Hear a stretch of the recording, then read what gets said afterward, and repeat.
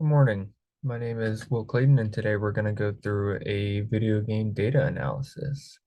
So first, we're going to start off, we're going to talk about the genre of video game sales on sales around the world. So first, we're going to analyze this top graph here. We can look at the various ratings, and we can choose to select which ones we want to add and not add.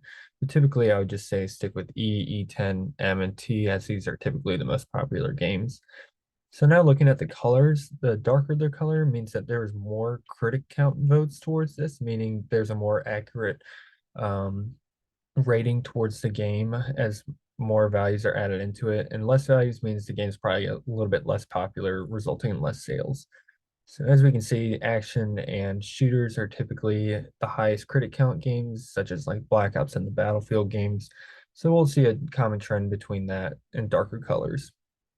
So next, let's review the bottom one of genre critic scores across the years. So we have this slider here, which allows you to look at the various years of specific games. So let's just go to platform, for example, and let's look back between 2001 and 2005. So as you can see, you know, platform games weren't very popular. They kind of started to see a rise in their critic scores.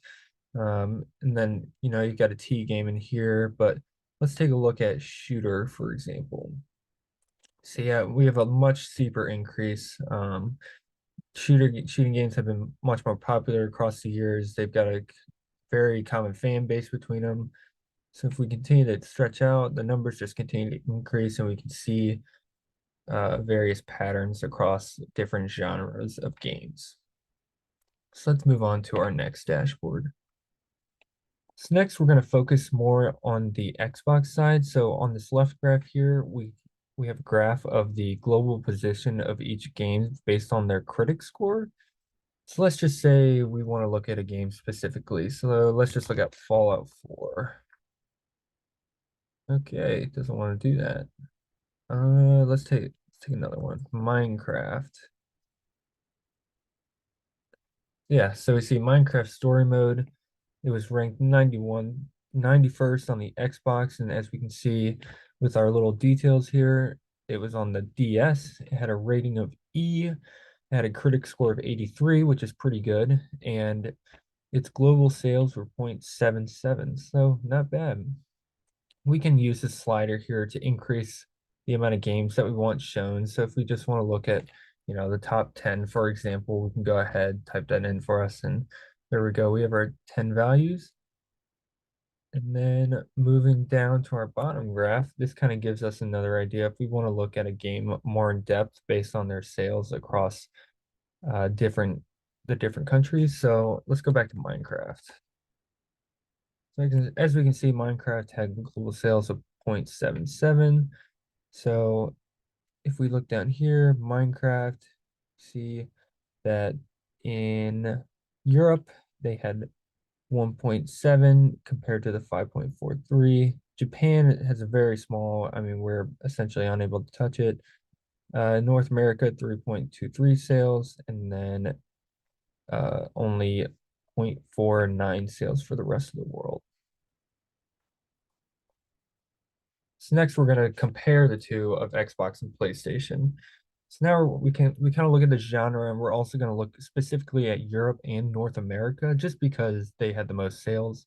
So this slider over here allows you to look at the various genres. So music, party, platform, puzzle. And if you're not getting any values, then that's just because these games weren't popular then, and we don't have any let's just say we don't have any puzzle games between the years of 2016 and 2017. So we can always obviously go ahead and increase that for us. So we got all these different genres here, platform, party, genre, MMO, miscellaneous, fighting. So across the different, we see Europe and action. So then coming down to here, the VGS, uh, this kind of gives us an idea of the sales per uh, different genre. So the different colors represent the different genres, and kind of looking at these significant values down here.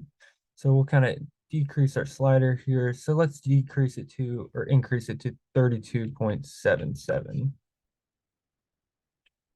So this gives us the top three games that had the highest sales, and that can we can continue to decrease that slider to add more games across the different genres. So as we can see, sports games, very, very popular. They hold a lot of the global sales within this chart. As we continue to increase the slider, we'll add more and more games in, which will result in more genres as well.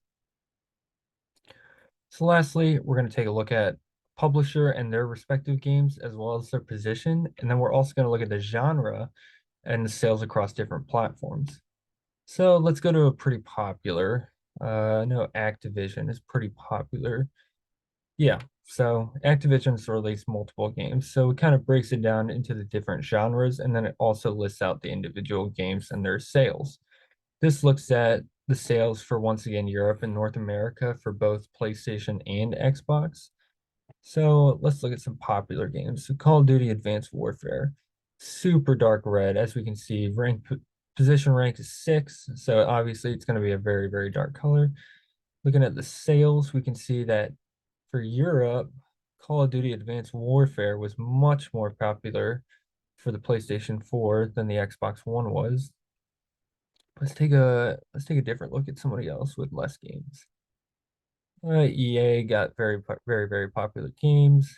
Game Trust, there we go. Okay, so Has Been Heroes. Obviously, they're ranked 330th, not very good. So we're going to result in a higher green color. No sales in Europe for the Xbox, but they did have some sales in North America for the Xbox, which is good. So now we're going to take a look down below.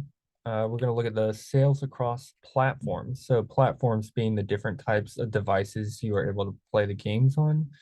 So adventure, we will be looking at Europe, Japan, North America, and other sales for this just to compare across different countries. So for example, Nintendo being very popular in Japan, they're going to see a lot more sales for the DS, the Wii, the Switch, etc. So yeah, this allows you to go ahead, take a look, compare them. We can see Japan very, very high in comparison to Europe. And yeah, that concludes my dashboard. Thank you all for listening, and please let me know if you have any questions.